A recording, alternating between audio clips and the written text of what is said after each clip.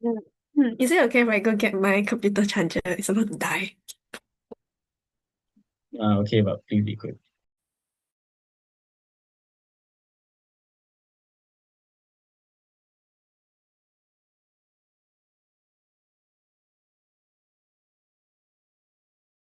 Am I like audible at this level?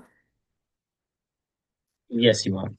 Okay, I'll be starting my speech in three, two, one. Polarization and authoritarianism mean the fall of like Western democracy. It's not a question of if, but when. Two questions about this debate. What does Western liberal democracy actually look like? It looks like core features like free and fair elections that are competitive and multi-party, one peaceful transfer of power. We tell you that it looks like the rule of law and constitutionalism, i.e., checks and balances being branches of government with protection of like minority rights or whatsoever, right?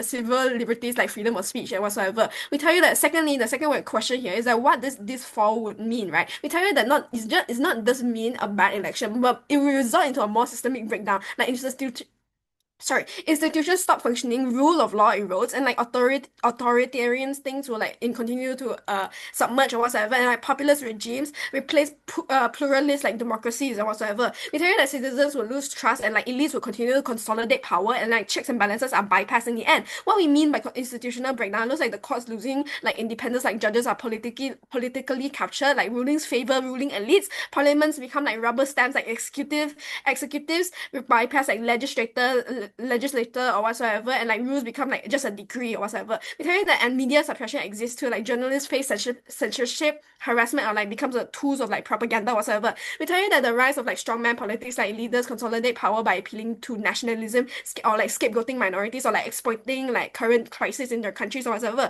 We tell you that it looks like the erosion of like electoral fairness, like elections will still exist but become hollow, manipulated or like uncompetitive. Like the election of Kamala Harris and Trump was rigged in the end, right? Leading all favors to Trump. This will cause collapse of like public trust when citizens lose faith in democracy as a problem-solving mechanism because frustration with gridlock and like inequality and like corruption amongst like a higher up and elites in society will cause all of this, right? This will cause like mass disengagement of like or like radicalization, like voting doesn't matter or like support for other extremist alternatives will submerge in the end. What we tell you what the near future looks like in the end is like looks like concretely is that within 10 years like multiple Western states backslide into hybrid regimes like illiberal democracies like Hungary or Poland but more widespread. We tell you that the US and core EU states face constitutional crises like gridlock that render liberal institutions non-functional in the end. The truth here is that Western liberal democracy is already showing deep structural decay with populism like institutional erosion and like declining public trust, meaning its collapse is not just impossible but probable in the near future.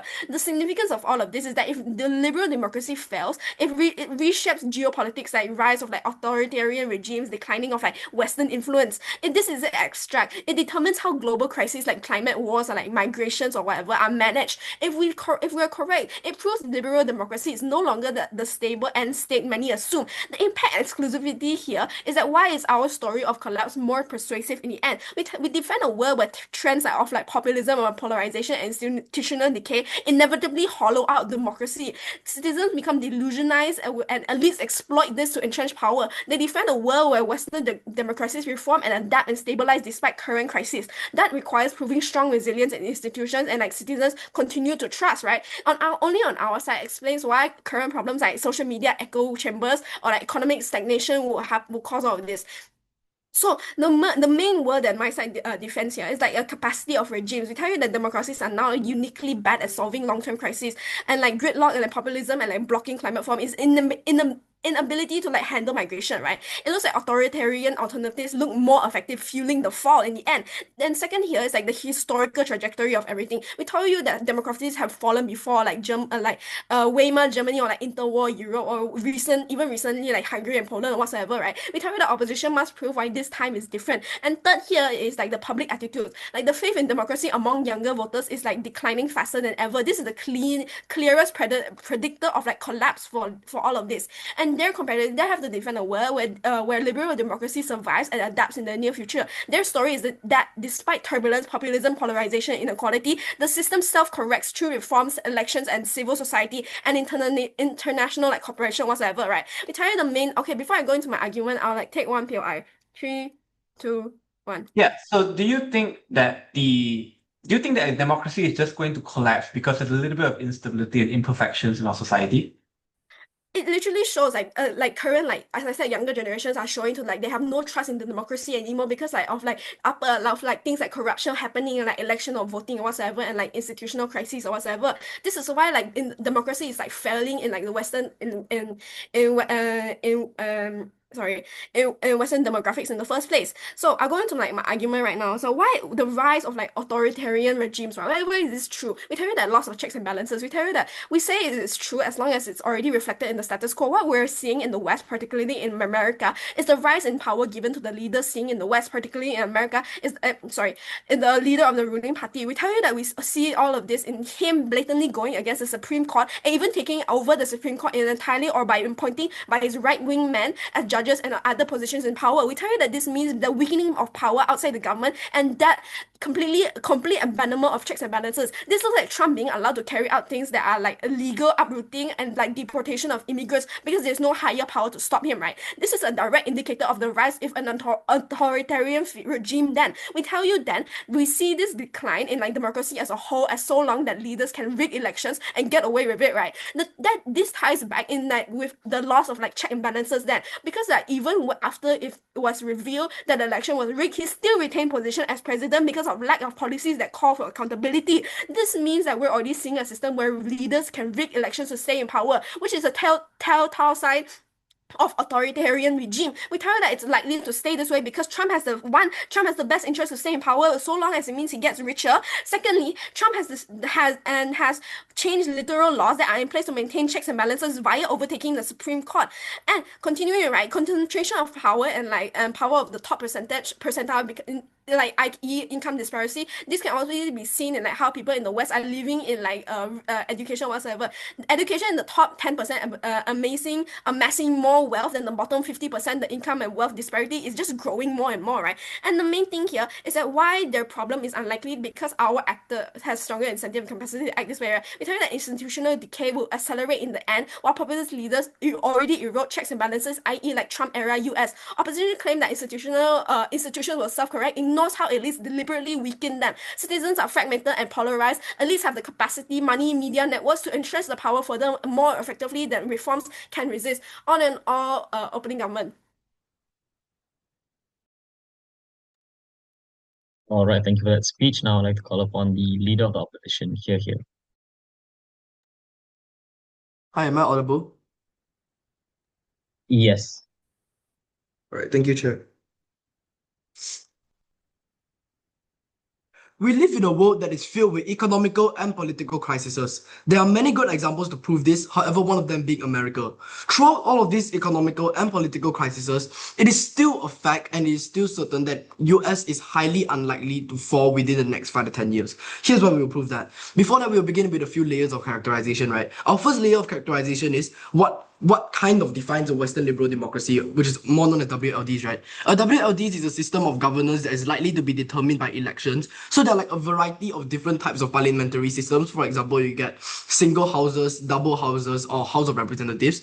They are also characterized by strong accountability mechanizations. Like for example, A, you get free and fair elections where many different people can cooperate on different parties for election. You get B, robust and independent media that ensures transparency and holds governments to account. You get C, active third sector, like for example, you get NGOs or like non-profit organizations in order to ensure that these pillars of democracies are still held in the first place, right? So these are some of the really strong accountability mechanisms. Then after that, you get like, for example, like some pretty established political parties. Like for example, the US has Democrats and Liberals. The UK has the Labour and the Tories. So these parties are very entrenched and they ensure the continuity of their legacy.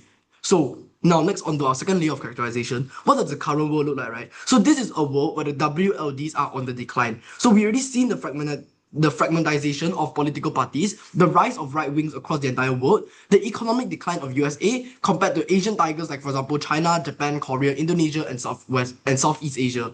So OG has a burden to show that these WLDs will collapse in the next 5 to 10 years. So how would this term collapse look like on their world, right? Collapsing would look like civil wars, collapse of the governments. You get like a lot of violent issues happening, and more importantly, public uproar. So they also have to show that most of these democracies will fall, and especially the powerful ones. Our burden on the opposition bench is to show that it is not likely to collapse within the next 5 to 10 years, and they are more likely to rebound and regenerate while moving forward. So now I would like to begin on my first argument, which is why we think the pressing economic climate will drive these democracies, in fact, to bounce back and regenerate to do even better, right? So there will be like a few layers of premises into this. There will be 3 layers of premise. The first layer of the premise is the US will the steps that America will be willing to take in order to ensure reform. So like let's just take a look back at the history where US is used to be the most powerful country in the world, and they still are right now. So because US has a sense of nationalism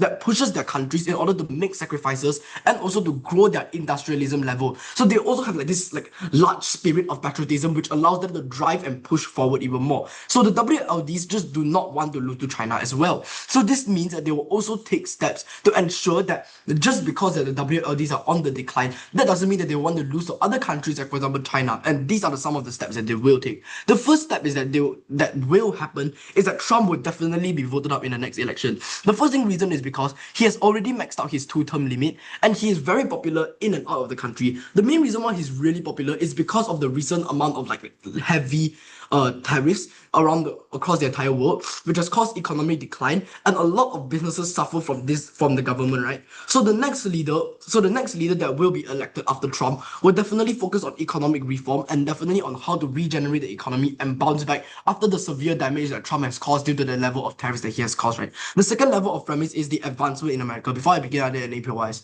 3, 2, 1. Okay. From closing. Yeah, why is it so true that Trump will be voted out? Even if he is, right? Sorry, why is it so true that his ideologies are not going to be voted out? Won't he just be grooming someone who is as right-wing as him and continue his legacy?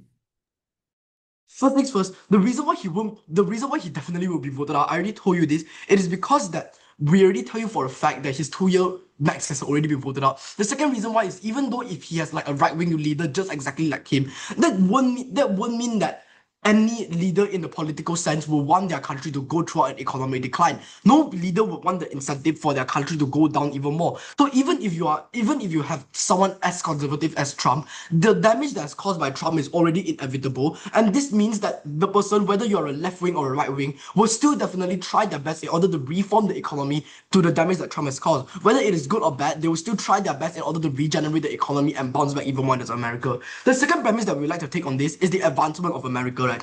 So we already tell you that America for the past 100 years has already been like the best country in the world, and they still are right now, right? These are some reasons, like for example, you get like the top schools in this world, like for example, Harvard and Yale, which are being able to pull world-class professors in order to serve the best kind of quality education in order to their students. US already has a lot of these high-class universities, where their professors come from a lot of different aspects of this whole world, right? Besides that, you also have leading AI companies, like for example, Microsoft and Google, which are already based in the West. You also have most businesses and popular companies that come from the West and they earn trillions, whether they are like the movie industry or whether they're the music industry, the business, the economy industry, or the food industry. Most of these industries already come from the West, and they earn a lot of money throughout this whole century, right? More importantly, US also has the expertise and the technological advancement in their country to improve even more.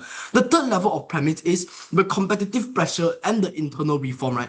So, like we already said, US has already been a really strong country, and US has a lot of influence inside this like foreign policy and the level of geopolitics. So US and Europe, they contribute heavily to the United Nations budget, the UN budget, which means that they use this financial power and they use this level of budget in order to sway upon their own interests, right? They sway this UN upon to their own interests and their own methods. So this means that the competitive pressure for competing for relevance in the East is likely to regenerate in the process of WLD. So like we look at like the internal reforms within their structures in order to compete with the East. So these internal reforms will include, like for example, A, cracking down on identity politics, corruption, and internal dissent.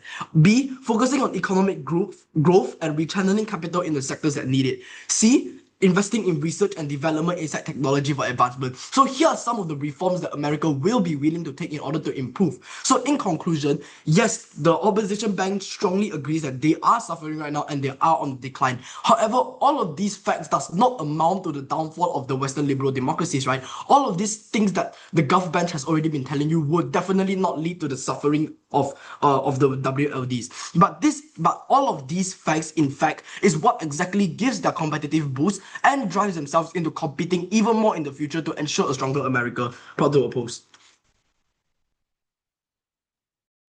All right, thank you for that speech. Now I'd like to invite the Deputy Prime Minister. Here. Could I have a minute to set up? All right.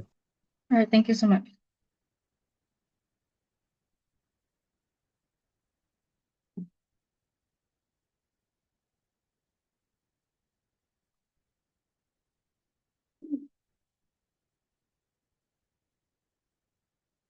Okay, I'm audible?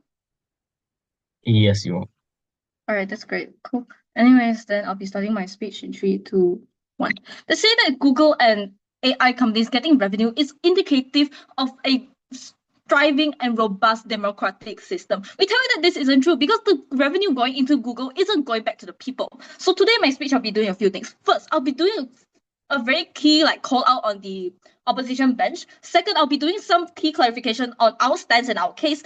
Next, I'll be doing a few points of rebuttals on their side of the house. And lastly, I'll be extending and giving my own substantive stand. First, to clarify, they tell us to prove civil wars and whatsoever to prove the fall of liberal democracy. But we tell you that the fall does not equal to chaos in the we tell you that the fall of democracy does not equal chaos in the streets. History shows that democracies often collapse quietly, like ballot manipulation and erosion of media freedom. We tell you that this can look like things like North Korea, even though we don't hear anything going on, even though we don't hear the people there actually actively rioting, there is still a fall of democracy. There is no democracy in North Korea, even though these people don't take to the streets and actually fight for their rights, right? And things like civil war is an unrealistic bar and we tell you that if collapse requires open war, almost no country would count as having fallen. And that's an artificially high burden, and they are not being charitable to this debate at all. And then next, we tell you what truly matters is functionality. A system that can look democratic on paper but stop protecting the right or holding leaders accountable. And that is actually the kind of collapse that we're trying to tell you will happen in the near future. Then we tell you that this is the kind of collapse that will likely happen in the near future as far as we've seen the trajectory of the West in status quo, right? Therefore, our burden is to prove that institutions hollow out and authoritarianism becomes dominant, and that is already underway. So moving on to a few points of responses then. They tell you that democracy looks like 1, free and fair election, 2, robust and fair media, and 3, they tell you that when this falls, what happens with public uproar? So first, I want to engage with how free and fair election already does not exist. We tell you that 1, the voting bloc is already extremely rigged, as we've already told you before, how Trump actually rigged the elections to make sure that he's won. We tell you that we know this because not a single vote has went to Kamala Harris, and that is just not possible, especially when you have all blue states. Then we tell you that this voting is actively rigged, and it's already indicative that that democratic backsliding is already actively happening in America. Then, second, robust and fair media. We tell you that this isn't true as long as Trump has the power to control the media and push narratives that he wants. Then there's a reason why he uses Fox News as his main channel and promotes Fox News to the people, because Fox News is how he controls the narrative of a nation and how he pushes the idea of conservatism into the nation as a whole. We tell you that this means that this is a direct indicator of media manipulation, and it's also a sign of the fall of democratic parties as a whole. So moving on,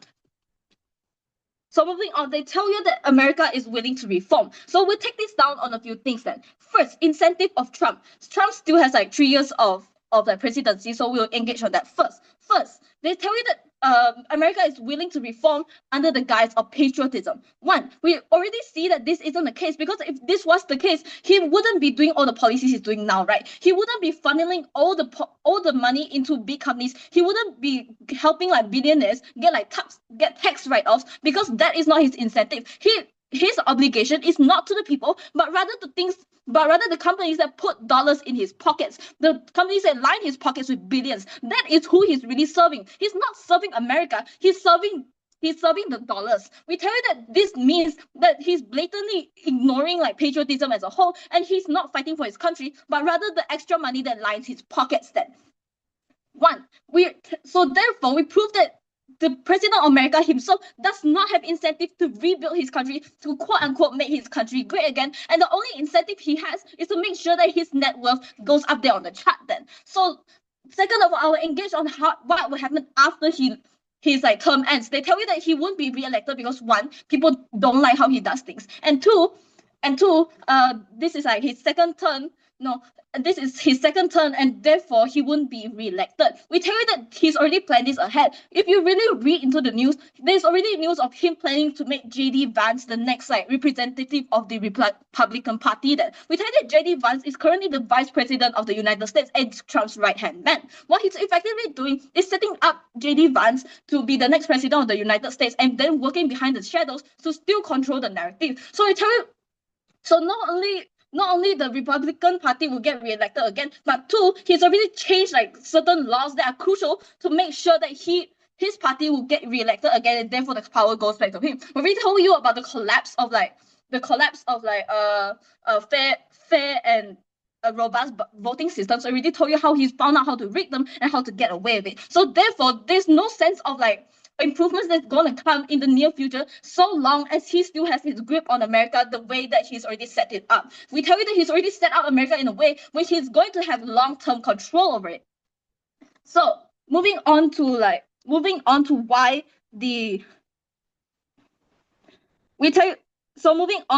to my extension on my first speaker's case then. We tell you that one, this will continue to happen as so long as people don't have the social mobility to combat it. We tell you that he's already doing things to actively reduce the social mobility of a lot of people. One, he's not fixing the income disparity. Income disparity actively disables a lot of people from being politically informed. This is something that disables the lower population of the country to not be able to actively fight for what they are deserving of. That second of all, he's been cutting investments to things like healthcare and education sectors. This effectively lowers the social mobility of these people in his country, and therefore these people would be able to fight back when they have to. These people are too busy being sick, too busy being in debt, and too busy being uneducated to actually help the country reform. And therefore, this is a clear indicative of a diplomatic blacksiding. Like when your people are too uneducated to actually fight back, that's when you have full control. And all in all, we've already told you three things. One, the incentive of the Republican Party to making sure that fair democracies no longer exist. Two, on why he's already taken these steps to begin with. And three, how it's almost reversible even if you try. Okay. Yeah.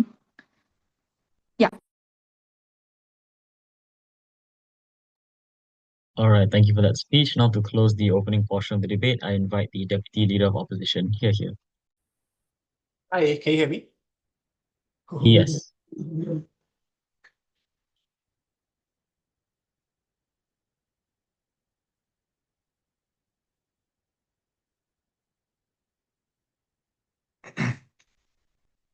The maxim that good times create weak men, weak men create bad times, and those bad times will create strong men is exactly what's happening in the West today.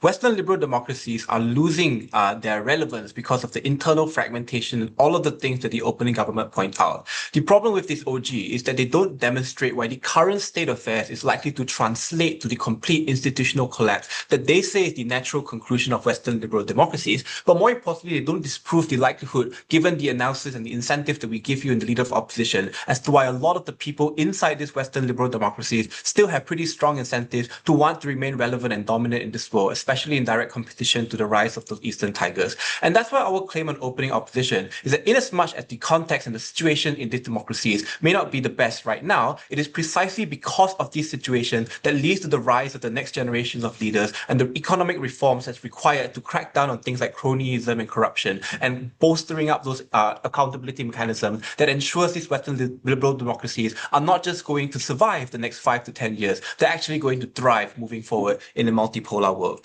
So OG points out a lot of the hallmarks of instability, like the loss of trust of citizens and younger generation, Trump winning a election. But the problem with opening government is that they don't fulfill the burden of showing why these systems translate to the collapse of most Western liberal democracies and how this leads to the institutional decay and the eventual violence and loss of order. And here we hear in the DPM that the burden of violence and civil war is too high of a burden to expect them to defend, which doesn't make sense because that's kind of what the end or the fall of a democracy kind of looks like. When you're dissatisfied with the government, when you don't trust them to do things that you want, you don't trust the police to keep you safe, the only natural course of action is to take up arms and to defend yourself, which is how we saw a lot of things ended violently. POS in the chat, by the way, which is how we saw a lot of the regimes across like the Middle East, for example, ended through things like violent revolutions when people had enough of the state. So it is insufficient for this opening government team to say that things are getting bad. They need to show why these things getting bad leads to a tipping point that comes with the collapse of that particular regime. We suggest it is reasonable to believe this looks like violence and these kinds of uprising and civil war. If that isn't the case, we need to hear a kind of a more sophisticated response from the closing government in this round. The second part of the speech then is I want to just bring back all the material that we give you in the Leader of Opposition, because the OO gives you a series of reasons as to why these liberal democracies are going to bounce back, because they're driven by competitive incentives and a desire for exceptionalism. Let's first talk about whether or not Trump and the people in the US are kind of cracking down on accountability mechanisms in the way that Opening Up describes. Because as long as these mechanisms exist and they do remain protected, we are likely to see leaders rise up in the next generation to activate reforms and more reformist policies that is likely to lead to the rise and the eventual resurgence of these liberal democracies. The first thing to say is that there's a lot of control over media because Trump apparently controls Fox News. This doesn't make sense to me because Republicans have been controlling Fox News for ages and Democrats also have left-leaning media companies that they kind of lean on. But the problem here is that there are a lot of independent news organizations like the BBC, like ABC, like the New York Times, like Al Jazeera, like The Economist, The Atlantic. These are all very well-established, very known publications that still exist in the US, and a lot of people still read them because most of them are for profit and are still kind of existing for a long period of time. And I think that because freedom of speech is enshrined in the Constitution, there's not going to be a US president that will be able to censor media on the scale that opening government describes, which means that the kind of media accountability and transparency that they're casting on the state, when Trump, tried to pull funding from USAID, when he closes up with Elon Musk, when he pulled out of the Paris Agreement, all of these things were reported to the people in the US and to the wider world, so they're very aware of what the state is doing. And I think that this accountability mechanism will continue to give people the incentive to rise up and hold their leaders accountable. The second thing to say is that Trump is going to come back. I don't think this is true. He's constitutionally not allowed to do that. The Supreme Court threw out his attempt to remove term limits, even though the Supreme Court is leaning to the right, by the way, because Trump packed it with Republicans. They can't change the Constitution by executive order. He's just not going to come back. He's legally not allowed to. But even if he could, he's just super unpopular, right? He's fraternizing with Netanyahu and Putin, just very unpopular world leaders given the kind of things that they're doing. Tariffs that hurting everyone around the world, that all the global economies hate him because he's hurting their economies, and people within the US really don't like him as well, especially because of the kind of things that the people supporting MAGA are doing. MAGA ideologies is not gaining traction. The kind of arresting of immigrants, especially people who are close towards the average American, leads to the very negative perception of ICE and the US government as a whole, which makes it very likely that he's going to be voted out. It's just confirmed that he's going to be voted out in the next election. And I think that his replacement is very likely to implement a lot of the reforms the same way Biden did right after he came back after Trump's first term. So I think these checks and balances to a large extent are still going to exist and are still going to be relatively functional. Secondly, in terms of competition with the Eastern Tigers, and here we get no response from opening government at all. We say that the Eastern Tigers of like China, of Japan, of Korea, India, and Southeast Asia, if manufacturing shifts overseas, the nations who host these factories have greater leverage in terms of striking terms for trade deals. And these Western nations that want to maintain a degree of dominance are going to look at economic reforms in order to compete with them. And this looks like investing investing in the growth of newer sectors. This looks like cutting bloated government budgets or cutting subsidies for companies that clearly do not need it, right? Or bailouts for these kinds of things. And I think that's likely to be the case because they have to do this in order to retain a degree of economic competitiveness. If not, they're just going to lose out to China. And these Western leaders have very strong incentives to not be seen as doing that. They also need to retain influence in their global bodies, need to be seen to be doing good and working towards global end goals, because that's how they get political and social capital to do the things that they want. Is there a POI from CG? OG? If not, moving on.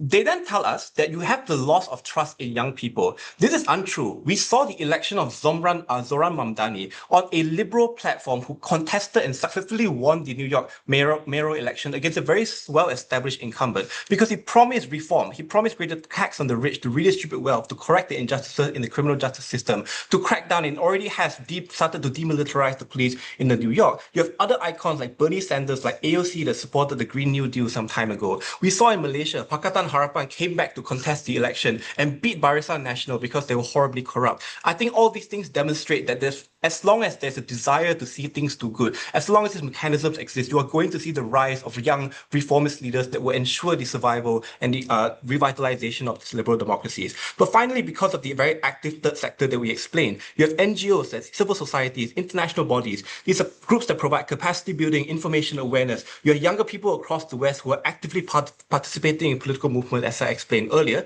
You have immigrants and trans candidates who are winning the election, all of which are going to put internal pressures to reform these Western liberal democracies and stuff. Stuff about AI is just to show that the US and the West is still the leader when it comes to technological development, and they can use it to capitalize on their further economic development and become the economic powerhouse again. We agree things don't look that great right now, but we do think enough incentives to exist to suggest the prediction that they're going to fall is untrue and that they're likely going to survive the next 10 years and come back even stronger.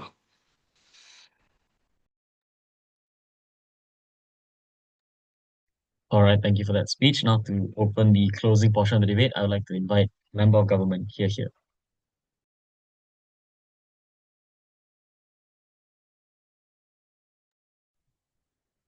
Hi, am I audible?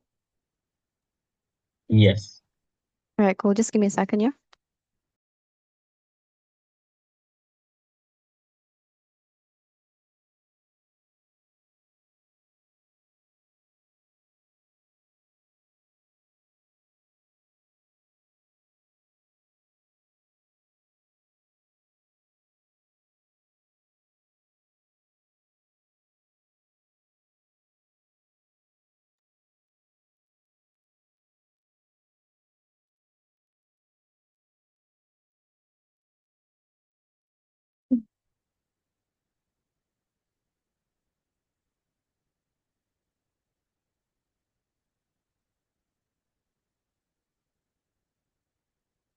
I think my speech just a shout out to my teammate Shanaf, one of the greatest teammates anyone could ever ask for, and an even better friend.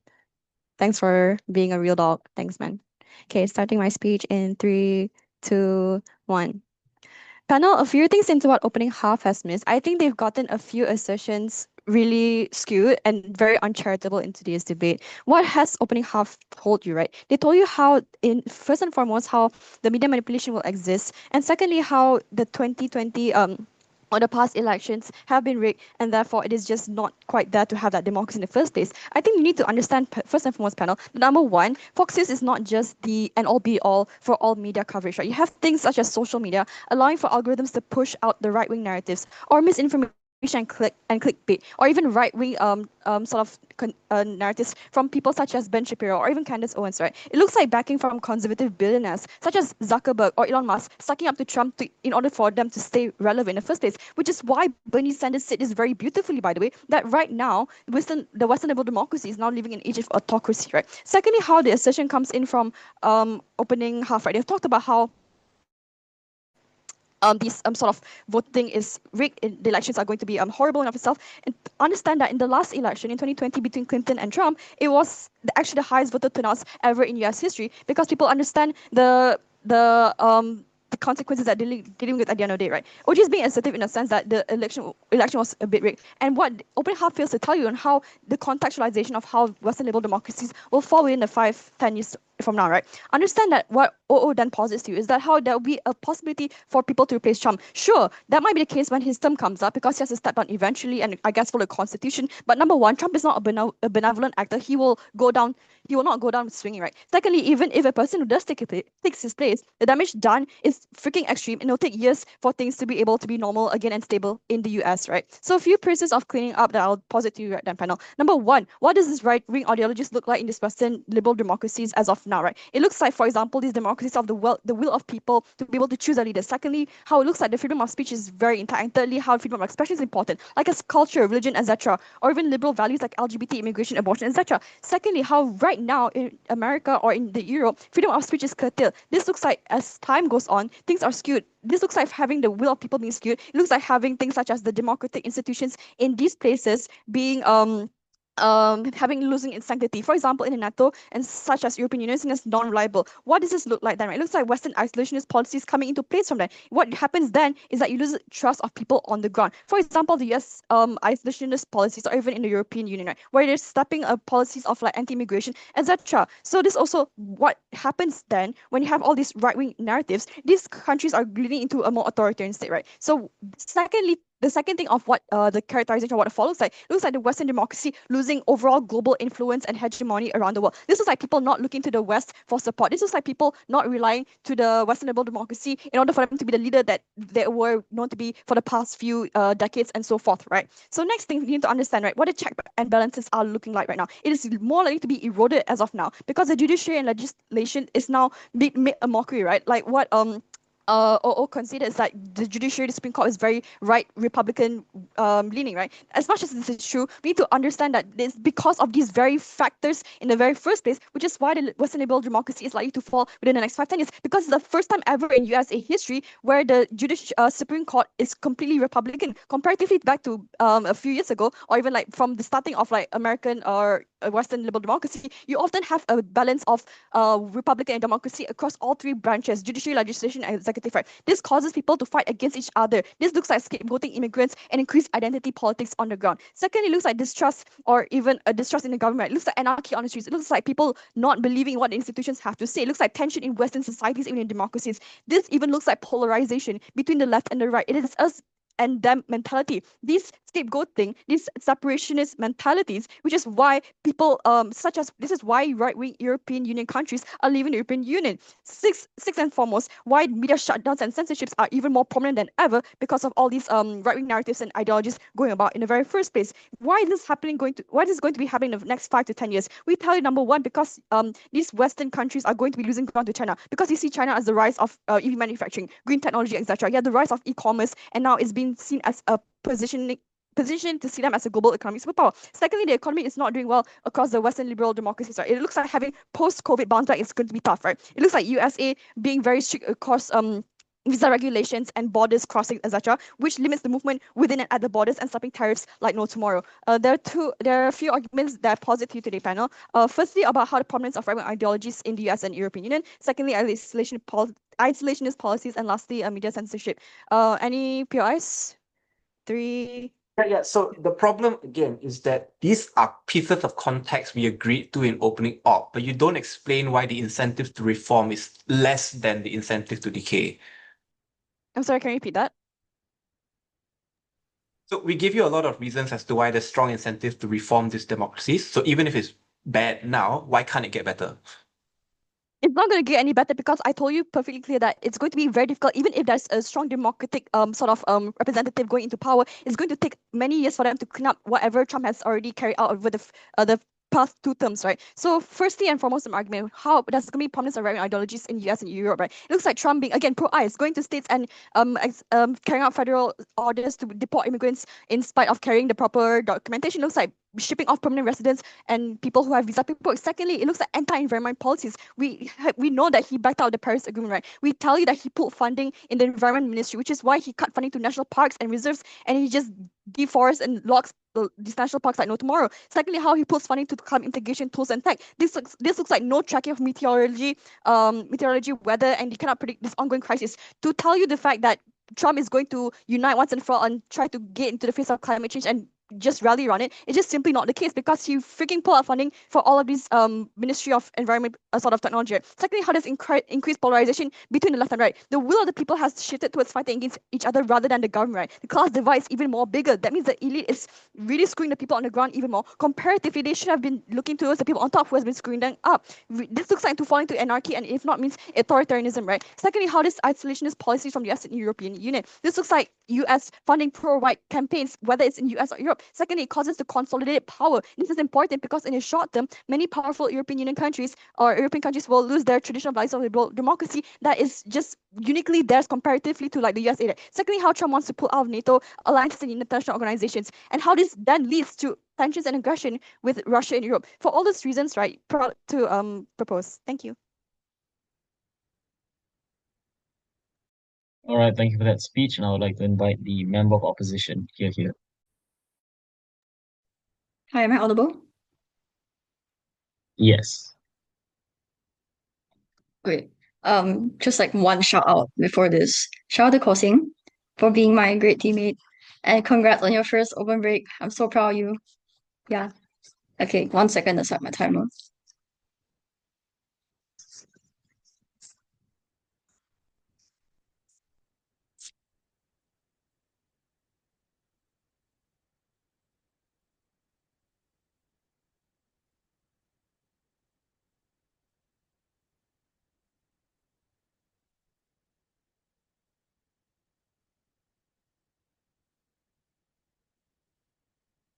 I think it's been extremely unclear how this fall happens in the first place. CEO will come and tell you. First, understand how nations fall.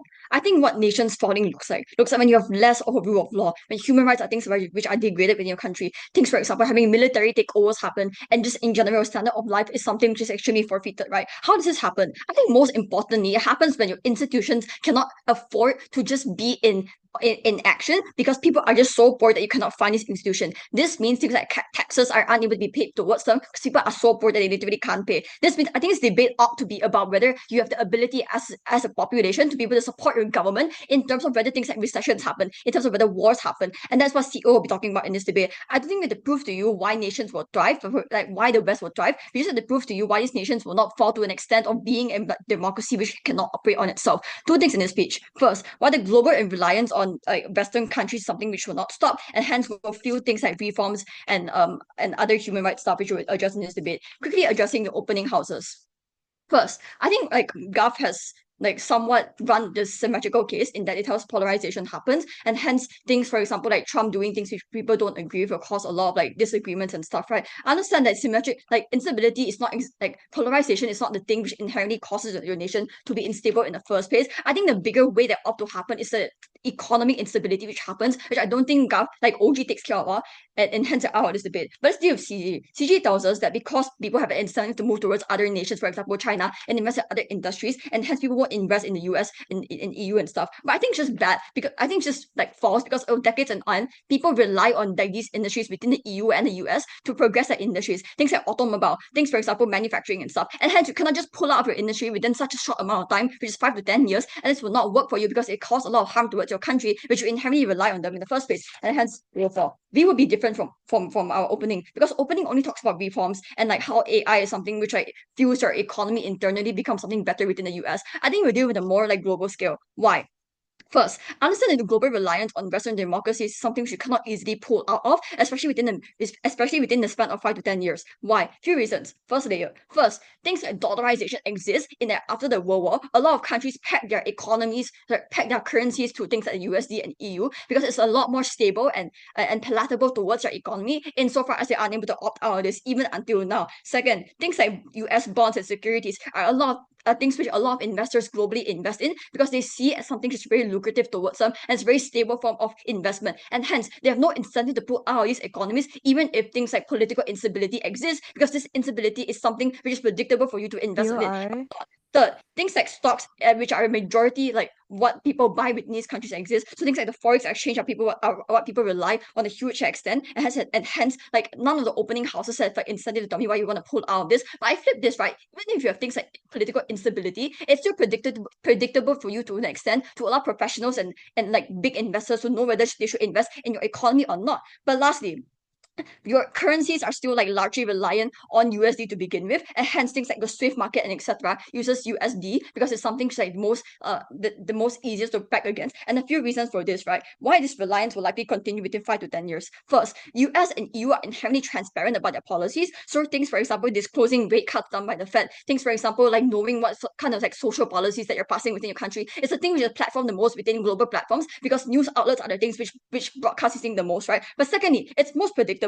Why? Because big firms and politicians do dumb shit which you can see on a global platform. This means that people are unlikely to pull out from you because they are really sure that you are the main stable source of your investments, and hence your democracies cannot fail because you fund them to such an extent that you cannot opt out of it. Why is this likely to continue even if like things like political instability and just like internally you cannot fund your operations and stuff, right? Because we already have things like the US not wanting to fuck up their economy because they know the point in which they do this. There's a lot of bad things come towards them, right? They've seen what happens because of the 2008 recession. You pass regulations such as like the Dodd-Frank Act to make sure these things don't happen again. And this is why other countries will not opt out of this, opt out of the US and EU. Why? Later, sorry. First, because the reserve already, a lot of your foreign reserves rely on things like USD and EU, and hence, if you opt out of this because you see them as unstable and stuff, it's going to screw you in the back when you're inherently like a lot of foreign reserves is like crowded with these currencies, right? Which means it's just bad for you, and 5 to 10 years is not sufficient amount of time for you to just like change the trajectory of how your financial institutions are working, right? But secondly, like other currencies are not relied to peg against. Like, am I going to peg against renminbi or rupiah? Obviously, it's not as predictable or as stable compared to USD and EU because they do stupid things like protectionist policies. Things, for example, like quantitative easing done by like China to some extent, and people just like were not like sure what they were doing, right? But thirdly, you need USD and EU to do things like sanctioning Russia, to do things like sanctioning like evil actors within the world. And the point in which you stop relying on these systems, globally speaking, you're going to give these actors the power to do more bad because you fund them economically. This is just bad as a whole because whatever Gov wants to push to you about social change and stuff just won't work when you don't have the leverage to push against them politically. But lastly, your supply chains and trade routes are something which trade within these currencies in the first place. So in the point in which you opt out because you want to like boycott them or whatever, you are going to not have the capital to export within these currencies, right? It's just bad for you because you have less things like free trade, you have less things like transparency within investors. I think it's bad for your economy as itself, even if you are a minority country, even if you are an Asian country. And hence, I think the entire Gulf case does not deal with this at all. That is why CEO will win. But lastly, I want to just deal with your own metric of OO. Why we win over them in terms of reforms. First, understand that that only by our metric of how we prove to you like how globally speaking you are putting people in power for these countries to be like economically sustainable, that you're able to have people in these countries demand a higher quality of life because like intuition palm, when I have money I can do other things such as like care about my human rights instead of having to care what I put food on my table, right? Which means I think first layer you get better amount of human rights, and that is how you demand movements, this is how you like fund feminist movements and stuff. And this is especially prevalent within countries like the Western democracies when you have things like liberalism on the rise, when you have things like leftist movements on the rise, because things like countries like EU is like very already has the precedent that they're like the most like forward countries within its democracies, right? And hence you get people demanding higher rules of law. You get things like ECHR being made after EU or something which is thriving economically. You get things like you get things like people being more informed on the news because they have higher levels of education, and they're able to call out things like your politicians opting to corruptions and holding to a higher demand and instead compared to the alternative. And lastly, you get to demand higher pay at unions and etc. And your whole MNCs liable for like the shitty war crimes they do in other countries, right? This immediately just like wastes away anything that Gov wants to deposit to us, because only on our side are you able to vote out people like Trump, because only on our side do you know when you have the quality of life to call out these measures that you actually care about these elections. But secondly, we get proper societal those check and balance compared to our opening, because only on our Mac are you able to actually buy the movements are able to be funded when you have the capital to do so in the first place, right? Lastly, econs is the only prerequisite for any check and balance to happen, and I think that is why we'll win CO. All right, thank you for that speech. I'd like to invite the Gov Whip to close up side government. Here.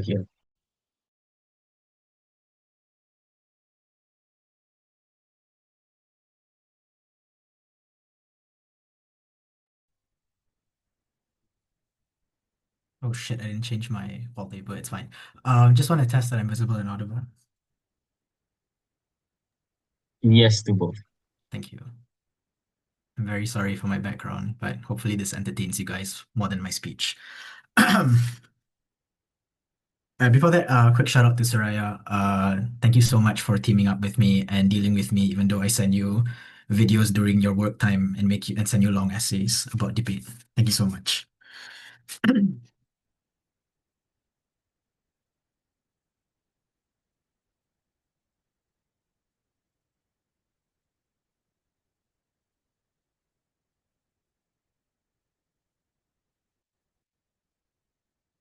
All right. Starting my sorry.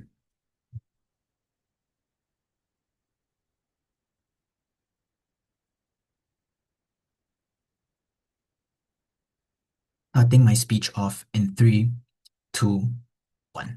The worst kind of rot is the one that you cannot see, one that is insidious, one that is pervasive, but one that continues to spread even though it is something you cannot directly see, right? Panel, the way that we are going to get our victory as closing government is we just have to demonstrate that the insidious things that happen in our country, or sorry, not in our country, in the world that occurs within Western liberal democracies, if these are things that are particularly harmful and they can actually show long-term or short-term harms, this is how we take the debate away from the other sides, right? First off, what has Soraya posited to you? She has demonstrated the idea of just Trump being in power means that there are things that he does, i.e. his foreign policies, or the way he governs the country, the way he promotes, autocrats or people who are rich or social media billionaires as people who are his right-hand man. Secondly, the idea of consolidating power, the way he's able to get a lot of people on his side by causing a lot of tension, right? Causing a lot of things like left and right tension, increasing the amount of polarization that exists in the country and ensuring that people are not united. And thirdly, just the idea of making sure that the US is considered superior, right? This means like even at the point of imposing tariffs and doing a lot of isolationism, I think this is at the point you're going to get a lot of problems when it comes to the people who are depending on you, i.e. your trade partners, right? So first off, let's look at what CO posits to us. They tell us two things. First off, that the reason why people are unlikely to the reason why Western liberal democracies as a whole are unlikely to fall is because people rely on them for stability, i.e. for currency and trade, right? First off, panel, this is just empirically untrue. Ever since the Russia and Ukraine war, I think a lot of trust in the EU has really gone down. Just not trust, but just a lot of dependence on the EU because of the fact that the Russia-Ukraine war caused a lot of problems across trade lines, right? This meant like the increase in the prices of wheat and a lot of things that were coming from Europe. This means that a lot of countries are dependent on them, i.e. the people from Asia, which make up one of the largest portions of people or consumers in the world, started moving towards other alternatives. This looks like being on their own or having partners or partnering with people who are more proximate to them, right? This also meant the kind of also when it comes to US after Trump's election, this meant that his isolationist policies and his tariffs means that a lot of people lost trust in the US, right? Even if there is some level of in the future he's being replaced, I think likely this kind of trust is not that you can replace long term, because I think it sends the message that the US is a partner that is unable to be dependent on. Thus, they should look at other alternatives. I think the best alternative, like Soraya said, is probably China. I think it's likely they're going to engage his narrative and take advantage of it and ensure that people are going to be dependent on them. Which means that even in the best case that OO says like, oh, you're going to get good leaders who are going to be pushing reforms, which I'm going to explain to you in a little while, is not particularly true. This means that the kind of trust you're going to do is not going to take 5 to 10 years for people for it to completely be good. Which means that it's high likely that the economy of the US or any other Western liberal democracy is still going to be affected, right? This means that first off, because of the context that I talked about, right? Trump's foreign policy in which he is okay with funding right-wing or just championing right-wing values across the board, whether in Europe or so on and so forth, or just wanting to pull out of NATO or pulling out of any supranational organization, means you're going to increase a lot of chaos across the world, right? Not just within the US, but within the EU, where you're seeing a lot of right-wing people taking advantage of this, right? This is because the context for an economic condition or bad economic conditions are the ones that kind of breed right-wing or nationalist ideology ideologies, which means that you're going to get a lot of right-wing policies or right-wing politicians being elected into parliament. We're already seeing a trend of this, and we think it's likely going to occur, panel. This is not necessarily something that's different. We're just saying why this is likely to occur, especially with Trump at the helm. Even a few years in power, we think this is still likely to occur because this is something that he is okay with doing, right? And I think this is also in both cases best interest because Trump wants to be isolationist, and more often not, these strong wing, these right-wing populists want to ensure that they take care of their own country. They don't want to be part of the EU or any sort of democratic institutions, which means they're probably going to cause a lot of distrust in these large supranational organizations, right? We see this already with like Poland or even Italy and so on and so forth, where they're threatening to pull out of the EU because they believe it's too liberal or too problematic. This also means the erosion, panel, of liberal values, liberal expression, and just speech, right? We think this is highly likely to occur because this is a way a government is likely to kind of ensure that they are able to consolidate power. The characterization by OG, right, is that they demonstrate that, or they tell us like, oh, likely that Trump is going to be doing this because he's going to control the narrative. We agree with this. We think governments are always going to want to control the narrative, but I think likely rigging the elections, I think, is just uncharitable. But also depending on one single news source is also just not the most not the most beneficial method, right? Panel, we think likely, right, and this is what Soraya provides the context. The fact that Trump is able to like be in bed with like rich billionaires and so on and so forth, the way he's able to tell them to probably change the algorithms or influence them to change algorithms to push more right-wing content, to push more polarizing content, means that you're highly likely to get a lot more people supporting the idea of right-wing ideologies, right? Which means that even in the future, right, that you get a policy or partner or someone who's going to want to just focus on the economy, because we do concede, yeah, the economy is getting bad. Probably they want a replacement for Trump because that is the best way to frame it. But we don't think it's necessarily going to come from Democrats. Notice that OO doesn't demonstrate to us why you're going to get a good Democrat anyway. A lot of reasons why Biden was kicked out or just like Kamala Harris was not voted in is because a lot of people lost trust in the Democrats' ability to take care of the country or take care of the economy. While Trump was touted as a replacement for it, it wasn't just the economic benefits, I'll take it later, economic benefits that were touted by him. It was one of separation, it was one of polarization, the way he pushed forward the idea of anti-immigration and so on and so forth, and America first. This is what led people to do so. And I think this is why decay occurs, like answering the POI coming from OO. When you're going to have like anti-immigration, the fact you're going to push more autocrats into power, the fact you're going to ensure more tension, means that first off, this is going to make it very fertile for right-wing ideologies to continuously seep in, for people to be okay with their democratic rights being eroded, for them to be okay with no certain organizations being shut down because it doesn't go against what their favorite President Trump says. I think this is likely going to occur. This is why the fall of Western democracy is going to happen. It's going to happen very insidiously. Before I go into my next clash, OO. Yeah, so Biden injected trillions into the global economy through the Inflation Reduction Act, leading to a surge of investment in green tech in competition to China. Why would the next president do something similar for their own selfish incentives? I told you already at the start, a lot of distrust has been happening at the very fact because of Trump's own actions. You have to prove to us why people are going to trust them after everything that they did. The tariffs actually had a lot of economic impact on their own partners. I don't see why their partners are necessarily going to be like, oh yeah, let's go team up with them again. Things are okay, right? But second, right, panel, I think even if Trump is voted out, his ideology is still going to stay pervasive, right? I think likely the most, because of like what I mentioned, no social media and the fact that right-wing ideologies are spread, it means that likely people are going to buy the idea that the Republican Party is still good, that what they're doing about anti-immigration and so on and so forth is keeping the country safe, which is probably his replacement is still going to be someone who's going to continue it, right? But let's just assume that Democrats are able to do so. They still haven't proved to us why exactly reform is going to be particularly good or a Democrat is going to be do so, right? They give us a very best case analysis of Mamdani. Mamdani was voted in a liberal state in the state of New York. I don't see why this is particularly important, right? But even as the case, I don't see why the majority of people are still going to be voting for him, given that the kind of like narrative is going to be pushed. If you're going to talk about fighting with Asia, we'll probably want that it's going to be America first. Yeah, fight the Asians, fight the immigrants who are stopping us, deport all the Korean immigrants who are working in our factories and send them back where they came from. We want to support America first. We think likely this narrative is going to be peddled by these people because this is the best way to consolidate power. What Trump has done has set a precedent, i.e. you are able to act really stupidly, you're able to act in a way that only prioritize yourself and your country, and you can still win elections. This is how Western liberal democracies fall. Proud to propose. All right, thank you for that speech. Now to close offside and the debate as a whole, I invite the opposition whip here.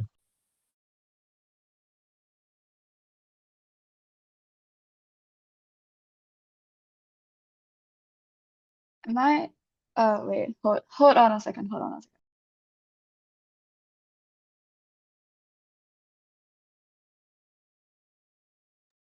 Am I audible? A bit soft. Maybe you could raise the volume or speak a bit louder. Hold on a second. Am I audible? It's still a bit soft. I think the first time you spoke when you unmuted was okay, but now it's a bit soft. Wait. Hold on. Okay, now it sounds a bit better. Could you just say a sentence or something? Shout out to Summer. I love you so much. Thank you for carrying me. Yeah. Am I Alright, all good. Ken? Yeah, okay. Uh, I'll take your eyes verbally. Yeah.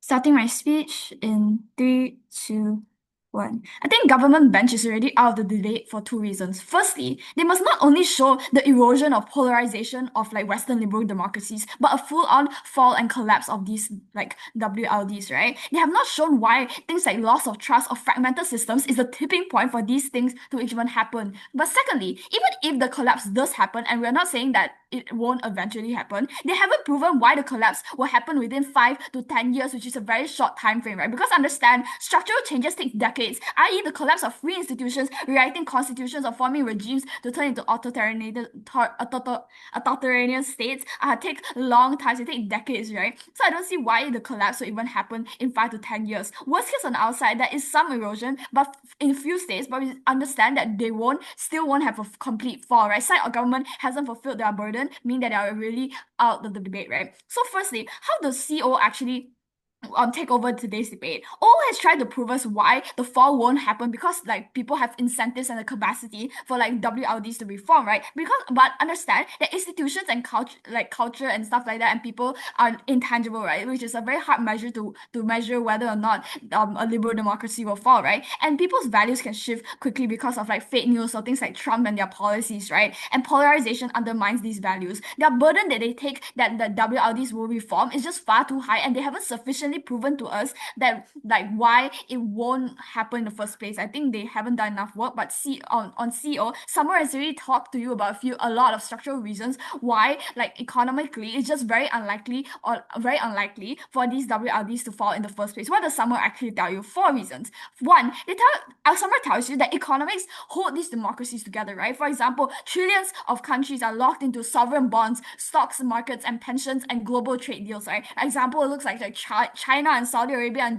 Japan all hold massive US bonds, right? And do you understand, if the US collapses, they use billions and billions of dollars, right? So they just have a general incentive to keep these systems propped up, right? So even if domestic elites can't afford, even the domestic, like the richest of the rich can't afford a collapse, because every billionaire, every corporation, and every pension fund relies on a stable and liberal democracy, right? But second reason, it's just very predictable that because of these economic ties, that the liberal democracies won't just fall within 5 to 10 years, right? Because once a country and a firm or corporation invest in a Western market, they can't just exit without any consequences, right? Understand that the West is too interlinked with all these countries that invest in them, where there are global supply chains from things like tech and finance to pharmaceutical companies that all route to the West, right? Meaning that this directly makes these Western liberal democracies uniquely hard to exit and hard to fall, right? Because the collapse will mean the harm of too many connecting actors and too many investors in the first place, right? But thirdly, because of this fall, it will also cause immediate economic backlash, right? For example, if a government like suddenly changes within 5 to 10 years to an authoritarianism state, right? Meaning that the market will like immediately push some consequences onto them. For example, their currency will drop. It means like the borrowing cost spike, meaning that it just forces these people in power to turn away from authoritarianism before a true collapse of these democracies, right?